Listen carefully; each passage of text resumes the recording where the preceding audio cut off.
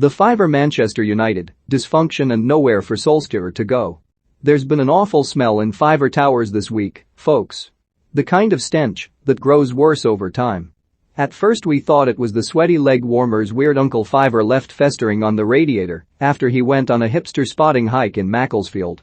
But, in fact, it turns out it was Granny Fiver's tripe and apple stew, a concoction so bad it was laughed off the Formica dinner table last weekend and hidden, perhaps out of spite, in the back of the larder to go bad. We've not seen our dear Granny since, alas.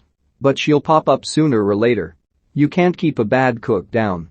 Which seamlessly brings us to Ole Gunnar Solskjær, who the world has been waiting to hear from since he muttered some big Phil Neville-isms after watching Mo Salah and co take a cleaver to his club last weekend. In the darkening days since, every Tom, D1CK and Gary has had their 2 pennies worth, with Paul Ince perhaps the most analytical, reasoning that such beatdowns wouldn't happen if the coaching setup wasn't a load of B0LL0CKS. In a carefully scheduled interview with the club's website, Harry Maguire acted as Solskjær's apologetic warm-up man, saying the players let the management down, we let the staff down, and we let the club down, but most importantly we let the fans down. He went on to explain that we've analyzed the game and the goals and looked at how we can do better and improve, which, for Maguire himself, would mean learning not to run into Luke Shaw like a wayward wardrobe. So what did Ole learn? We need a reaction, he yelped. We've worked on everything that needs to be sorted for a footballer, strategy, game plan, tactics, technically. I have been through some very bad moments here as a player. As a manager 2 or 3 crises. I will always give it a good shot and fight back.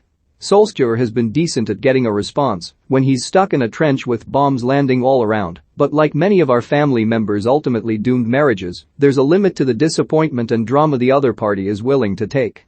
Just over a year ago, Solskjær fronted up after the 6-1 home thrashing by Tottenham, calling it his worst day.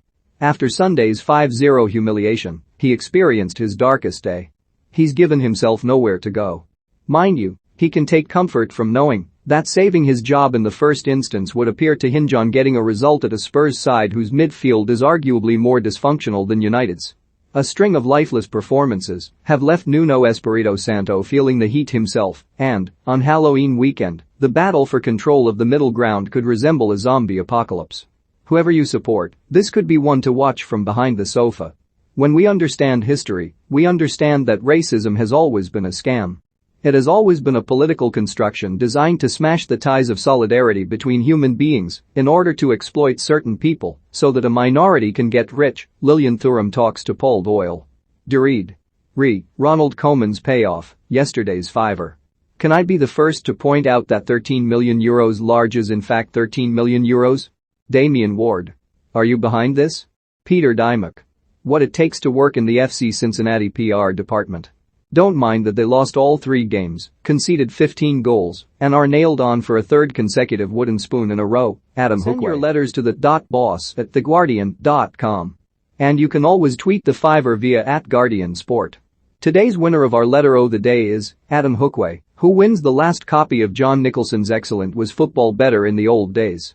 Get some oral pleasure from the latest Football Weekly Extra podcast. Right here. Christian Eriksen is not permitted to play in Italy this season as a result of his cardiac arrest, and Inter are open to letting the midfielder leave. Stable Door News. Premier League suits have agreed to Amnesty International's request for discussing the owners and directors test following the Saudi takeover of Newcastle.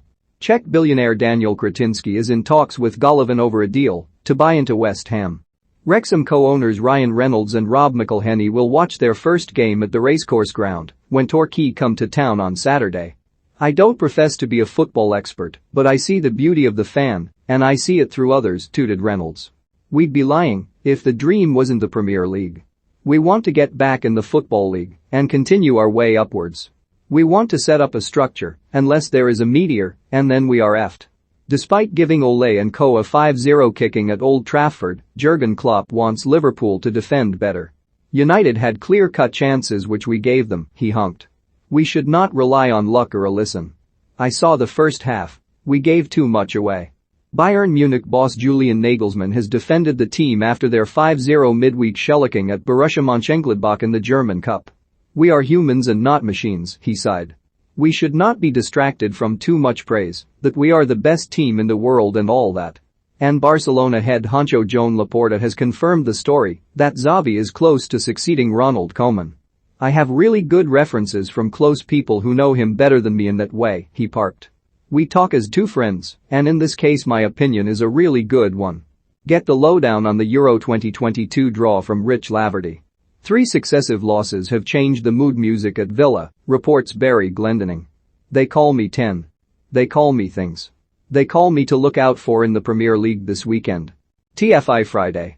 But do we go too far when we call for managers to be sacked?" asks Not That Chris Evans. And if it's your thing, you can follow Big website on Big Social Face Space. And Institute too.